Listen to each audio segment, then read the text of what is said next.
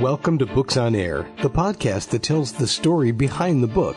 It includes insights from authors about how they compose their work, what inspires them, and what they hope you'll take away from their book. Here's your host for this episode of Books on Air, Suzanne Harris. Welcome to the Books on Air podcast. I'm Sloan Fremont, filling in for Suzanne Harris. This is the podcast where listeners get the secret story behind every book. Joining me today is Dr. Julie Torres-Johnson, author of the book, Women Who Take Your Breath Away, the Leslie Petrone story. This is the inspiring and heartwarming story of a mother and daughter's 50-year journey through the world of cystic fibrosis. Leslie's medical prognosis was that she wouldn't live to be 7. Although people with gene-based diseases don't often have spontaneous remissions, Leslie had one. And despite the odds, she lived a fully functioning life to the age of 50. Dr. Julie, welcome to the Books on Air podcast. I'm so happy you're here. Thank you for inviting me. So why don't we start out by telling the audience just a little bit about yourself and a little bit about your book? Okay. Well, this book was written because when Leslie was on her deathbed, she had asked me for years to write her story, and I had planned to do it, and I hadn't done it because I was a minister and I was very busy with a big congregation. So on her deathbed, she asked me to write it, and so this is the result of answering that request, her desire.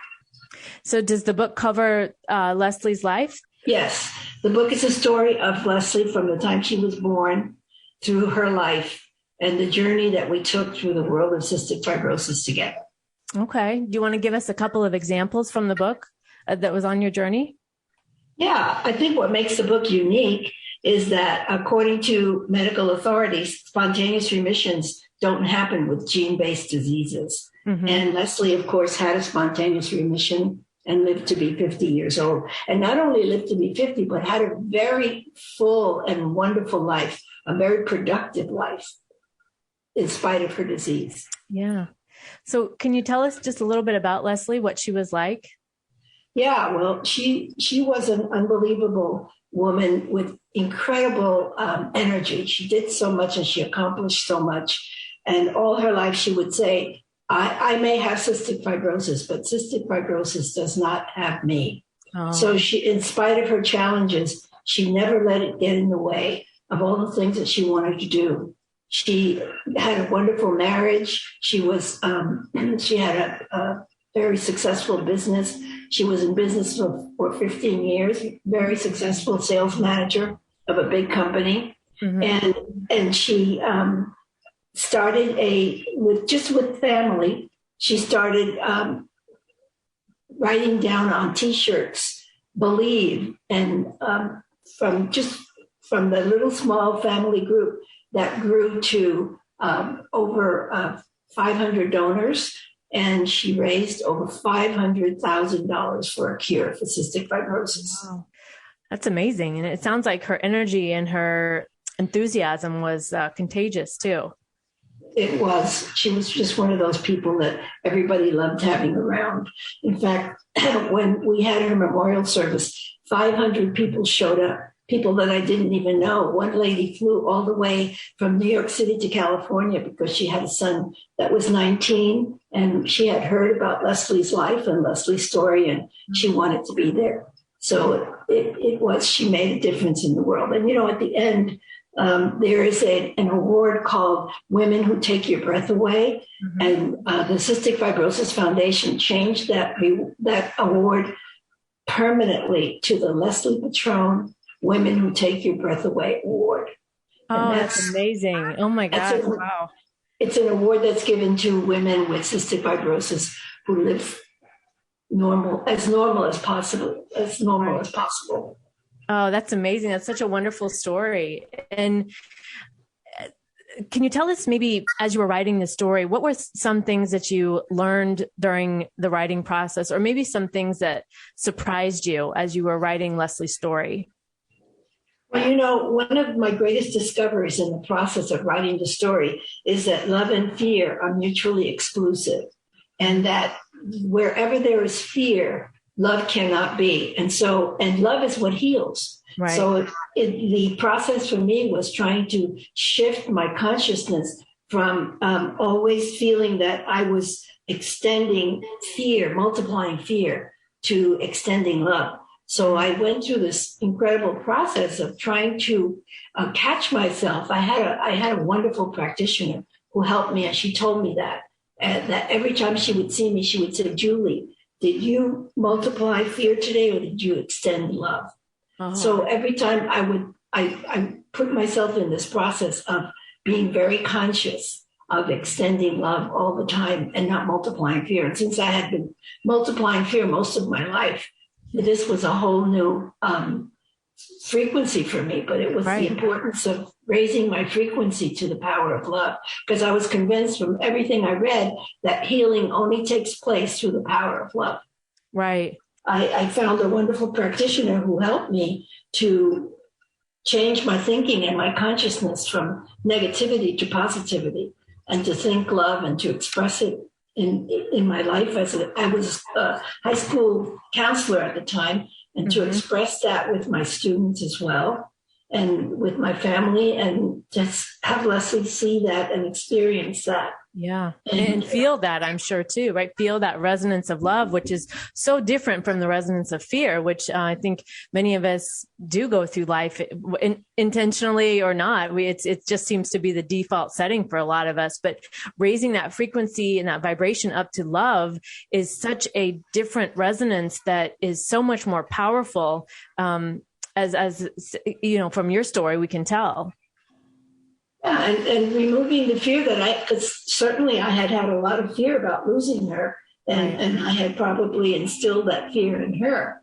So this was a whole new experience for me to switch all those thoughts that I had planted in her brain about how serious her illness was, to convincing her that she was whole and perfect, and to seeing her that way, because that's what love does. Yeah, I love that, whole and perfect, and seeing her that way, and her then being able to see herself that way too in return. Exactly. Every time she would mention something about being sick, I would say, "No, you're not sick. You're healthy and whole and perfect." And seeing her, that was the hardest part, was really seeing her that way. Yeah. Can you tell us about a special scene in the book that you wrote about, maybe one of your favorite stories of Leslie, or something that really stood out to you in the writing process? Now, my favorite story in the book is that she appeared to me after she died. And I'm not one of these people who really believes in that stuff. Mm-hmm. So it was a very big shock and surprise to me. I was sitting in a chair I had just moved to South Carolina, where I was going to be the minister of a large church. Mm-hmm. And I was not feeling well that day. And I remember sitting in my chair and trying to be positive about myself and try to rise above the feelings of not feeling well.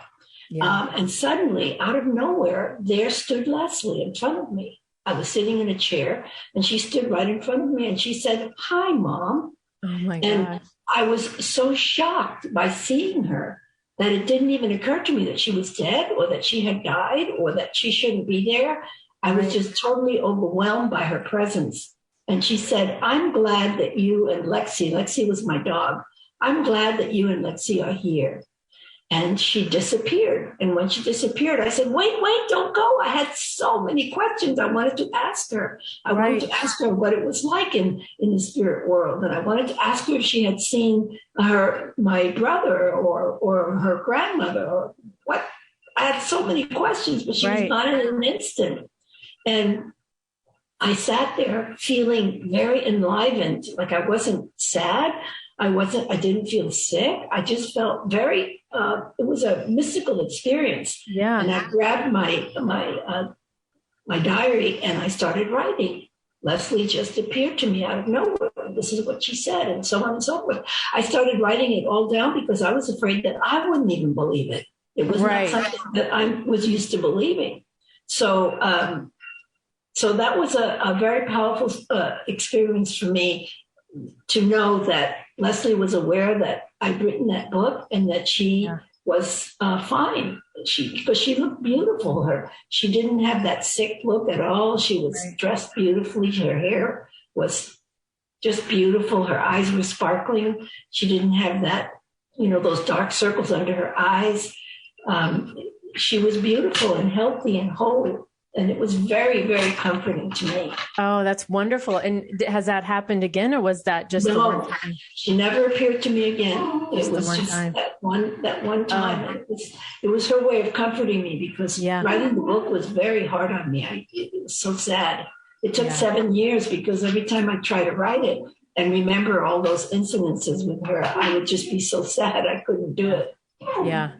I'm sure. And then that encounter with seeing her, did you feel like that it energized you? Did you feel the energy from her coming?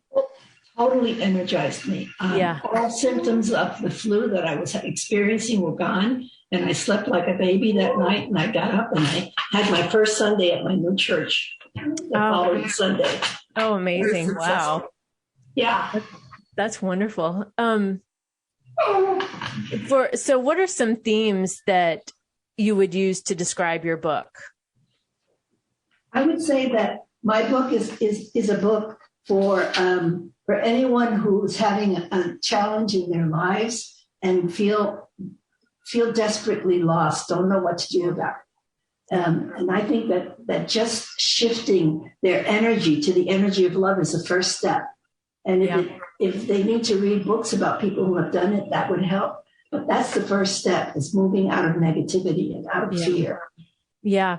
And I was reading the reviews on Amazon from your book. You've got a lot of great reviews, and it seems like that resonance is coming through from people reading the book. They are getting that and being able to feel that, which is wonderful. It's really, I'm hoping that people, many, many people will be able to change their lives by changing their energy from the energy of fear and the energy of regret and resentment to the energy of love. Yes. What would you say surprised you the most about writing your book? I think what surprised me the most was how I always knew she was a wonderful woman, and we had a very close relationship. It was much more, it was a mother and daughter relationship, but there was a lot of two women who liked and loved each other in that whole relationship. So what surprised me the most was how powerful she was as I started writing about her and the things that she was able to accomplish and how she was able to have such resilience, because there were times when she was really sick, but she would not let that get in the way of what needed to be done. Yeah. And being able to fall back on the words you're telling her that, she's not her sickness. She's not that, right? And bringing that resonance of love and that internal strength that builds up over time, hearing that versus telling ourselves the negative story that, pull us down. Exactly. Yeah. And I think that's really what happened, is that her energy was so focused on health and wholeness that her body just shifted to that place of wholeness. Yeah. Because none of the symptoms that she had appeared for 10 years. None. Oh, wow. She became a long distance runner in high school, and this is a lung disease. She accomplished so many things. She graduated from college and married a normal guy. We call him a typical guy that didn't have any kind of sickness, and had a very happy marriage and was very successful as a sales manager in a big company. So she just, in spite of her disease, I'm not going to say it wasn't there, but in spite of it, she just went on and did what she needed to do. Right. Yeah. What are you most proud of as it relates to your book in the writing process? I think it's the greatest thing I've ever done in my whole life. I've done so many things. I was a high school Spanish teacher, and I was a counselor, and I have a PhD and all that stuff, but nothing was as important to me as the writing of this book. For one thing, because I kept my promise. Yeah. And I felt like every step of the way she was with me, I could feel her presence, even though I didn't see her. It created a closeness and an admiration that increased with the writing of the book, and a feeling that she knew that I was doing this. And so it comforted me in so many ways. Yeah. And being able to tell that story, put it out to the world, and then other people are able to, see things in a different way, see a different way to do things, even in spite of, disease, problems, whatever it is. When you, like, as you mentioned, when you see one person can go through it and find strength, then I think that gives the others the strength too, which is amazing. Yeah. And it's amazing to me how when you become willing to let go of fear and negativity in your thinking, just catch yourself and make the commitment to do that things you start to shift your energy to a higher realm. I mean, you could call it a spiritual realm or just a higher realm, but you're in a different space and you see life differently. Who would you say your book would appeal to and why? I think my book would appeal to new age, not a new thought. I like to think of it as new thought rather than new age. I think it would appeal to, people like Oprah Winfrey and her group, and Wayne Dyer, and that kind of contemporary writing, because they all teach about positivity. And traditional Christianity teaches about, begging and pleading God to heal you rather than doing your part. So I think it would be more contemporary readers that would be most interested in that. Yes. And that what you're saying about the begging and pleading that's, usually taught is in what your story shows. I mean, to me, from talking to you and learning about it, is taking your own power back, right? Taking your power back and making the decision that this is how it's going to be for me. I choose this way. It's really easy to choose the other way. It's easy to choose fear, but I'm going to choose something different and live my life accordingly. Right. And I had to shift my belief in a God that was outside of me to a God presence that was in me and that expressed in me as healing love. Yes. But I had to totally shift that, because my mother really believed that unless I begged God to save Leslie, he was going to take her from me, because I wasn't looking at things from her perspective. So he was punishing me by taking my child. Oh. And I had to appease him and beg him not to do that. So shifting that consciousness from that, because that was the religion I was in. Yes. Yeah, I was I can relate. Yes, I can relate completely. Yeah. So shifting that to having somebody say, I have a practitioner that can help you. And the first thing she said to me was, she said, Julie, you have to change your perspective of God. Yeah. God is not an old man up in the sky looking down at you. God is a presence in you. Right. And it's the presence of love, and love heals. So if you can get in touch with that presence, then you can get that presence to get your daughter to get in touch with it. And that's really the only hope you have. Otherwise, she's going to die at 8, because they told me she would die at age 7. And so did you work with that practitioner when she was diagnosed? No, I met her. I had 2 horrible years of being very depressive and angry and bitter, because I really believed that God was taking my child to punish me. So I had 2 very bad years, and I was taking French in graduate school, and I met a man in graduate school who said, I think my mother can help you.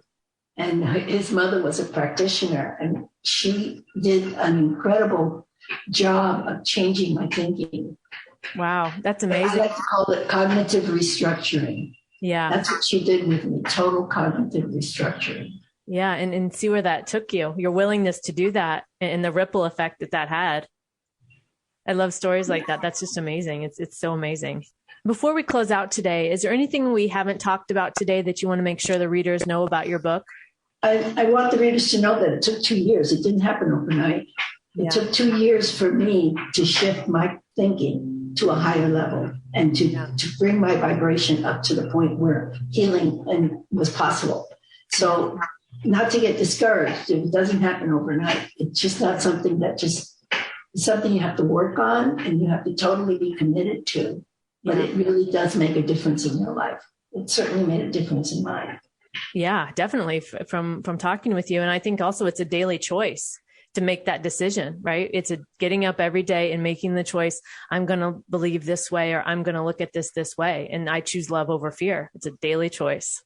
And you really have to be awake to do that. You have to be attentive, paying attention to what you're saying and what you're doing, so that what you're saying and what you're doing is positive rather than negative. Yeah, I agree.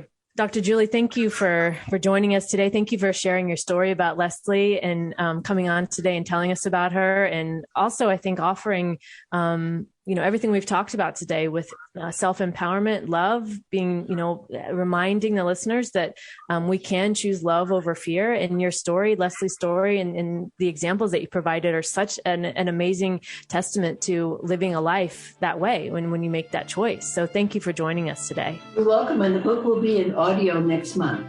Okay, amazing. You can find out more about the book, Women Who Take Your Breath Away, the Leslie Petrone story, on Amazon, and I'll link to the book in the show notes, so be sure to check that out. You've been listening to the Books on Air podcast, brought to you on webtalkradio.net. You can also hear this podcast on Spotify, iHeartRadio, Stitcher, and Apple Podcasts. I'm Sloan Fremont, and I hope you'll join us for the next Books on Air podcast. Remember, you never know who's going to be here, and you never know what we're going to talk about. Thank you so much for listening.